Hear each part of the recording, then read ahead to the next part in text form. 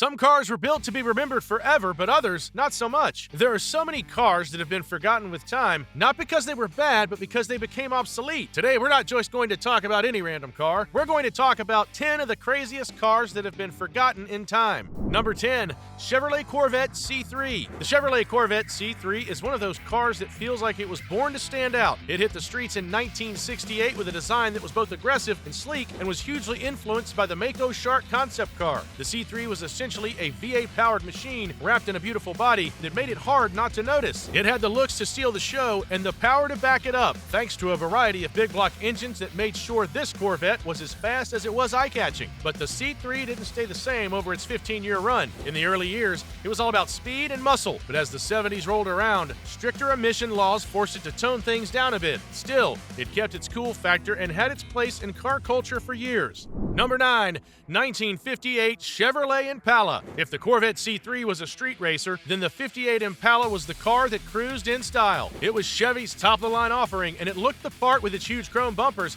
and iconic triple-tail fins that made it impossible to miss on the road. Under the hood, you could get everything from a basic 6-cylinder engine to a solid V8, depending on how much power you wanted. Despite its bold design and solid performance, the 1958 Impala faded into the background as the years went on, with the 60s models getting all the love. But for anyone into classic American cars, the 58 Impala is a gem that doesn't get enough credit. Number 8, Pontiac Grand Am. The Pontiac Grand Am was supposed to be the best of both worlds, a muscle car with the heart of a GTO, but the comfort of a luxury sedan. Sounds perfect, right? Well, in the beginning, it kind of was. When it launched in 1973, it had big V8 power, a fancy European-inspired interior, and a ride smooth enough to make you forget you were driving a performance car. It was meant to compete with imported cars while still holding on to that American muscle DNA. But then the 70s happened. Gas prices shot up, emission laws got stricter, and suddenly thirsty V8s weren't so popular anymore. By 1975, the Grand Am was gone. Pontiac brought the name back in the 80s and 90s, but it wasn't the same. The later models were just average cars and nothing like the original. Number 7, Chevrolet Corvair. The Chevrolet Corvair might be the most misunderstood car in American history. Chevy went way outside the box with this one. The car featured a rear engine and air-cooled design that looked more like a Porsche 911 than anything else coming out of Detroit. It was stylish, affordable, and drove like no other American car at the time. Then Ralph Nader's unsafe at any speed dropped, and suddenly the Corvair was public enemy number 1. Nader claimed its swing axle suspension made it dangerously unpredictable, and while Chevy had already fixed the issue in later models, the damage was done. Sales caved, and by 1965, the Corvair was history. But here's the thing, was it really that bad? Not at all. In fact, people who actually drive Corvairs today will tell you they handle just fine, and they're some of the coolest classic cars out there. Number 6, the Pontiac Tosian. At first glance, the Pontiac Tosian looks like an overly modified Firebird, but this car wasn't just some tuner special with a body kit. This was Pontiac's attempt at building an American Ferrari killer. In the mid-80s, General Motors wanted a high-performance car that could go toe-to-toe with the exotic European sports cars, and they turned to Knudsen Automotive to make it happen. The result was a low-slung, futuristic speed machine with a V8 under the hood. Most came with a modified 5.0-liter or 5.7-liter engine, but the wildest version, the prototype, packed a twin-turbo marine engine pushing out insane power. Only about 150 Tosians were ever made, and most people have never even heard of them. It's a shame because this was Pontiac at its absolute boldest. Number 5, Suzetta Moradere V16T. The Suzetta Moradere V16T is what happens when a Lamborghini designer and a famous music producer decide to build a supercar. That's not a joke. This thing was the brainchild of Claudio Zampoli and Giorgio Moradere, and it was every bit as wild as it sounds. First off, it had a V16 engine. Yes, 16 cylinders, and not just any V16. This one was mounted transversely, making the car absurdly wide. It looked like a Lamborghini tuned up to 11, which made sense since the guy who designed it also worked on the Diablo. Performance-wise, it had 540 horsepower and could hit over 200 miles per hour, but the problem was getting one. The car was entirely hand-built, meaning production was slow and expensive. In the end, only a handful of them ever made it to the streets. Number 4,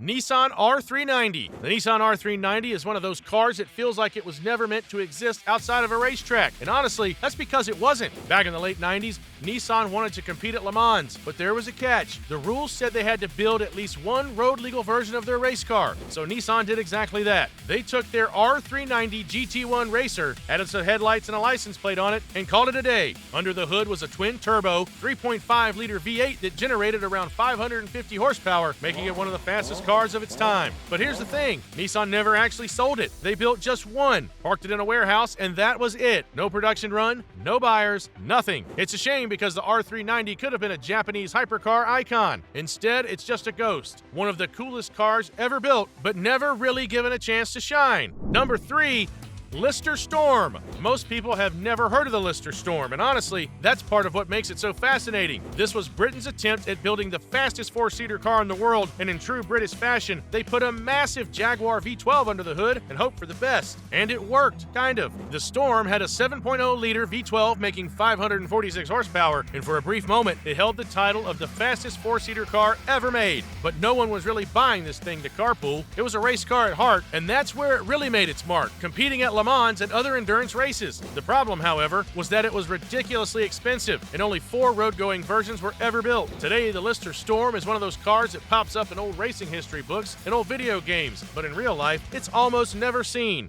Number 2, Gumpert Apollo. The Gumpert Apollo is one of those cars that looks like it came from a sci-fi movie. Roland Gumpert, a former Audi engineer, wanted to build a supercar that wasn't just powerful but futuristic. So he took a twin-turbo Audi V8, cranked it up to 700 horsepower, wrapped it in a body that looked more like a fighter jet than a car. The result was a machine that could reach 224 miles per hour and destroy just about anything on a racetrack. But here's the problem. No one really wanted to buy it. The Apollo was really fast, but also really impractical. It was uncomfortable, hard to drive on normal roads, and didn't have the kind of brand appeal that other supercars did. By 2013, Gumpert went bankrupt, and the Apollo faded into history. Number 1, Covini C6W. The Covini C6W looks like someone took a regular supercar, got a little too excited, and decided to add an extra set of wheels, but there was actually a method to the madness. Inspired by the 6-wheel Tyrrell P34 Formula One car from the 70s, Italian engineer Ferruccio Covini figured that adding 2 more front wheels would improve grip, braking, and stability, so he designed the C6W. The car featured a naturally aspirated Audi V8 and became one of the world's weirdest supercars ever made. Performance-wise, it wasn't anything mind-blowing,